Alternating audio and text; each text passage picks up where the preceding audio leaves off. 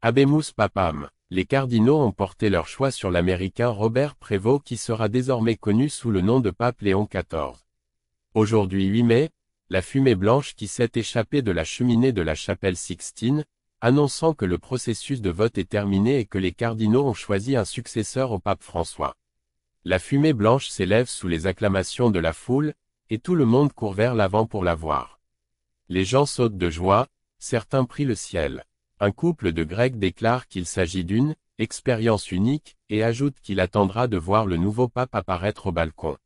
Le son est énorme, les cloches sonnent si fort qu'elles se répercutent sur toute la place, tandis que les gens applaudissent et crient de joie. Qui est le pape Léon XIV? Né à Chicago en 1955, Prévost a servi comme enfant de chœur et a été ordonné prêtre en 1982.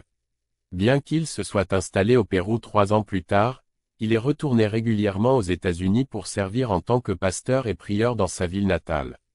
De nationalité péruvienne, il laisse le souvenir d'une personnalité qui a travaillé avec les communautés marginalisées et a contribué à jeter des ponts au sein de l'église locale. Il a passé 10 ans comme pasteur d'une paroisse locale et comme enseignant dans un séminaire à Trujillo, dans le nord-ouest du Pérou. Dans ses premiers mots en tant que pape, Léon XIV a parlé avec tendresse de son prédécesseur François. Nous entendons encore dans nos oreilles la voix faible mais toujours courageuse du pape François qui nous a bénis, a-t-il déclaré. Unis et main dans la main avec Dieu, avançons ensemble, a-t-il déclaré devant des foules en liesse. Il a expliqué à la foule qu'il écoutait à Saint-Pierre qu'il était membre de l'ordre des Augustins. Il avait 30 ans lorsqu'il s'est installé au Pérou dans le cadre d'une mission augustinienne. François l'a nommé évêque de Chiclayo, au Pérou, 1 an après être devenu pape. Il est bien connu des cardinaux d'Amérique latine en raison de son rôle très médiatisé de préfet du dicaster pour les évêques. Étant donné que 80% des cardinaux qui ont participé au conclave ont été nommés par François, il n'est pas si surprenant qu'une personne comme M. Prévost ait été élu. Il sera considéré comme un personnage qui a favorisé la continuité des réformes de François dans l'Église catholique.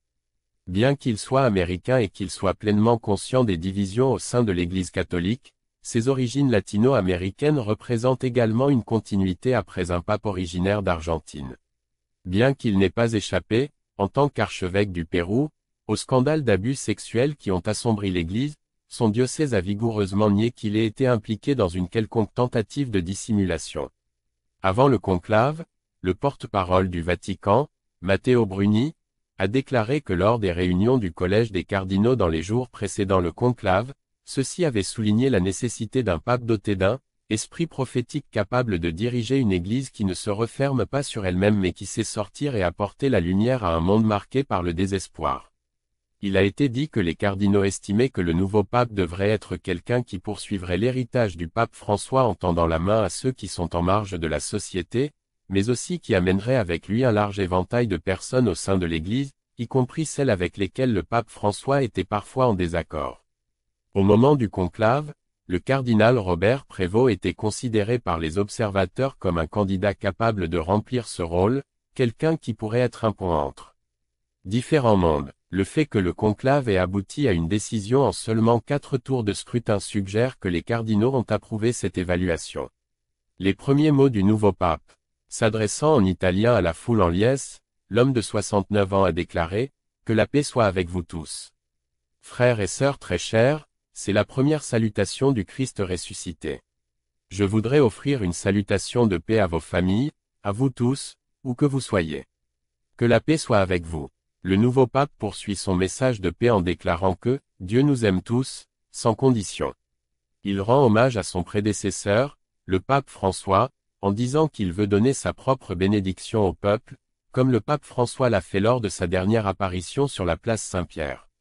L'humanité a besoin du Christ comme d'un pont pour être rejointe par Dieu et son amour. Aidez-nous, et aidez-vous les uns les autres, à construire des ponts. Le pape Léon XIV remercie ensuite les cardinaux qui l'ont élu au cours du conclave de 2 jours. Nous pouvons tous marcher ensemble vers la patrie que Dieu a préparée pour nous, dit-il. Je salue tout particulièrement l'Église de Rome. Le pape Prévost passe ensuite à l'espagnol pour remercier son ancien diocèse au Pérou, où un peuple loyal a partagé sa foi et a beaucoup donné.